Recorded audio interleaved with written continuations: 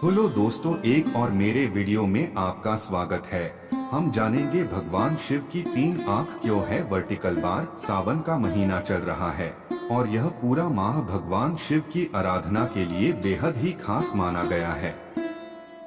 कहते हैं कि जब भगवान विष्णु योग निद्रा में चले जाते हैं तब भगवान शिव धरती का कार्यभार संभालते हैं और इस दौरान सावन के महीने में उनका विधि विधान से पूजन किया जाता है। मान्यता है कि सावन में यदि भोलेनाथ प्रसन्न हो जाएं, तो अपने भक्तों की सभी मनोकामनाएं पूरी करते हैं। सभी देवी देवताओं में भगवान शिव सबसे अनोखे और शक्तिशाली देवता माने गए हैं। भोलेनाथ के गले में सांपों की माला, नंदी की सवारी, जटाओं से बहती गंगा, सिर पर विराजित चंद्रमा और तीन नेत्र उन्हें सभी देवताओं से अलग दर्शाते हैं। लेकिन क्या आप जानते हैं कि आखिर भगवान शिव की तीन आंखें क्यों हैं? भोलेनाथ की तीन आंखें क्यों हैं? देवी देवता हो या आम मनुष्य, सभी के दो आंखें होती हैं, लेकिन भगवान शिव ऐसे देवता हैं जिनकी दो नहीं बल्कि तीन आंखें हैं। धर्म शास्त्रों में दाईं आंख को सूर्य, बाईं आंख को चंद्रमा और मस्तक पर मौजूद तीसरी आंख को अग्नि स्वरूप माना गया है। कहते हैं कि भगवान शिव की दो आंखें भौतिक जगत की सक्रियता पर नजर रखती हैं, जबकि तीसरी आंख का ध्यान पापियों की ओर रहता है। धर्म शास्त्रों में इस बात का जिक्र किया गया है कि यदि भगवान शिव की तीसरी आंख खुल जाए तो प्रलय आ सकती है।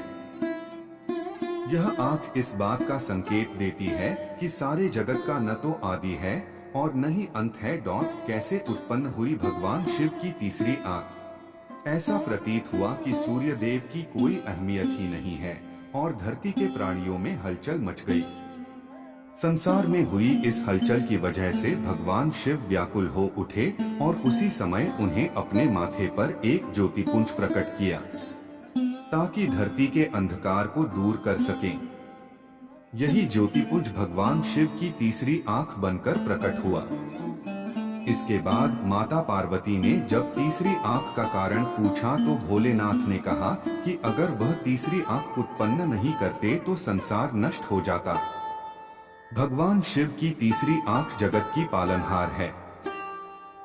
धार्मिक पुराणों के अनुसार एक बार नारद जी भगवान शिव और माता पार्वती के बीच हुई बातचीत के बारे में बताते हैं, जिसमें भोलेनाथ की तीन आंखों का रहस्य छिपा हुआ है। नारद जी बताते हैं कि एक बार भगवान हिमालय पर्वत पर सभा कर रहे थे। इस सभा में सभी देवता और ऋषि मुनि मौजूद थे। तभी इस सभी माता पार्वती आईं और उन्हें भोलेनाथ को परेशान करने के लिए अपने दोनों हाथों से उनकी आंखें ढक दी। जैसे ही माता पार्वती ने भगवान की आंखों पर हाथ रखे तभी पूरी सृष्टि में अंधकार हो गया। ऐसा प्रतीत हुआ कि सूर्य देव की कोई अहमियत ही नहीं है और धरती के प्राणियों में हलचल मच गई।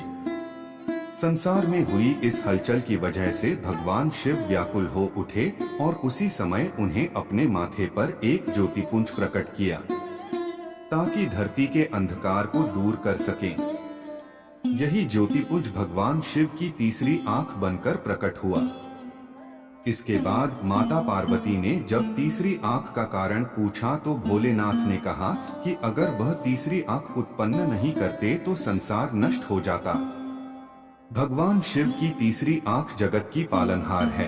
तो दोस्त, आज के लिए इतना ही। हमारे द्वारा दी गई जानकारी पसंद आएगी तो लाइक और शेयर जरूर कीजिए और अगर हमारे चैनल को सब्सक्राइब नहीं किए हो तो सब्सक्राइब कीजिए। और हाँ, वीडियो को अंत तक देखने के लिए आपका बहुत बहुत धन्यवाद।